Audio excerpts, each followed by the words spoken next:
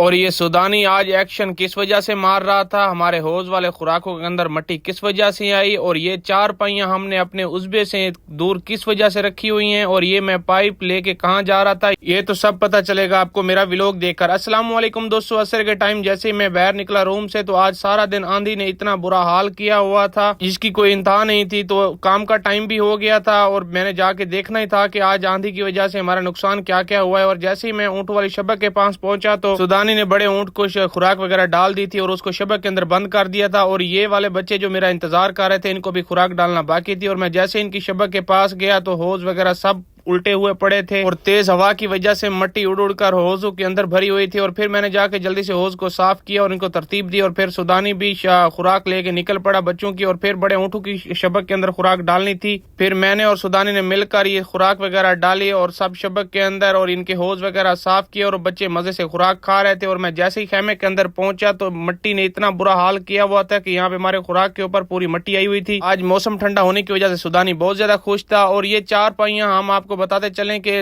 عزبے سے اس لیے دور رکھی ہوئی ہیں کیونکہ جب مجلس کے دن ہمارے کفیل وغیرہ آتے ہیں تو ہم اس رات کو یہاں پہ خیمے کے پاس آ کے سوتے ہیں کیونکہ وہاں پہ شور بہت زیادہ ہوتا ہے، اور ہوا کی وجہ سے یہ تیز جنگلہ جو ہے یہ شبک کے اوپر ہم نے رکھا ہوا تھا جو اڑ کر کافی دور گیا ہوا تھا۔ پھر میں نے اس کو اٹھا کر اوپر رکھا اور پھر میں نے سوچا کہ نیکسٹ کام جو رہتا ہے وہ ختم کرتے ہیں، اور اتنی دیر تک سودانی بھی اونٹوں والی سائڈ پہ روانہ ہو گیا تھا۔ اور اب جیسے ہی میں ان کی شبک کے پاس گزرا تو انہوں نے مجھے کوئی لفٹ بھی نہیں کرائی، اور اب یہ پیپ میں نے اٹھانا تھا جو کہ مجلس کی ٹینکیوں میں پانی ختم ہونے والا تھا، اور یہ پانی جا کے میں نے بھرنا تھا کیونکہ کل میرے کفیل لوگ آنے والے ہیں، تو اس لیے پھر میں نے یہ پائپ جلدی سے اٹھا کر ٹینکی کے پاس رکھا اور پھر آیا موٹر کی سیٹنگ وغیرہ کی ٹینکر کے پاس آ کر بسم اللہ پڑھ کر موٹر کو چالو کیا، اور پھر جلدی سے میں روانہ ہوا پائپ والی سائڈ پہ کیونکہ پائپ کو جا کر ٹینکی کے اندر ڈالنا تھا۔ پھر میں نے جا کر ان ٹینکی ڈھکن کھول کر پائپ کو اندر ڈال دیا اچھی طرح سے، اور پھر میں نے سوچا ابھی ان کو کافی دیر ہے تو چلو کوئی اور کام کر لیتے ہیں۔ پھر میں گیا سیدھا روم میں، جا کر میرا پانی ٹھنڈا ختم ہو گیا تھا، پھر میں کولر کو لے کر کچن کے اندر گیا اور وہاں جا کر دیکھا کہ ڈبے میں پانی بھی ختم ہو گیا تھا۔ پھر نیچے سے جا کر میں نے نیو ڈبہ اٹھایا اور کولر کے اندر برف ڈالی اور کولر کو پانی سے فل کیا، اور پھر میں نے کل کی برف جمنے کے لیے فریزر کے اندر پانی ڈال کر رکھ دیا تھا، اور پھر اپنا کولر اٹھا کر مجلس کے اندر لگا دیا تھا، اور پھر آیا میں سیدھا جہاں پہ میں نے پانی بھرنا تھا، اور ابھی آ کر میں نے دیکھا تو ابھی کافی دیر تھی تو اس لیے میں ان کے پاس بیٹھ کے انتظار کرنے کے لیے، تو اسی مجلس کی ایک سائڈ والی ٹینکی فل ہو گئی تھی، اور پھر میں نے اٹھا کر دوسری ٹینکی کے اندر پائپ ڈالا کیونکہ یہ دو ٹینکیاں ہوتی ہیں، جب ہم ان کو فل کر دیتے ہیں تو تقریباً 1 مہینہ کافی ہوتا ہے، تو پھر تھوڑی سی انتظار کے بعد دونوں ٹینکی پانی والی فل ہو گئی تھی۔ اور پھر میں جیسے ہی آگے پہنچا ٹونٹیوں کے پاس تو کافی کچرا اور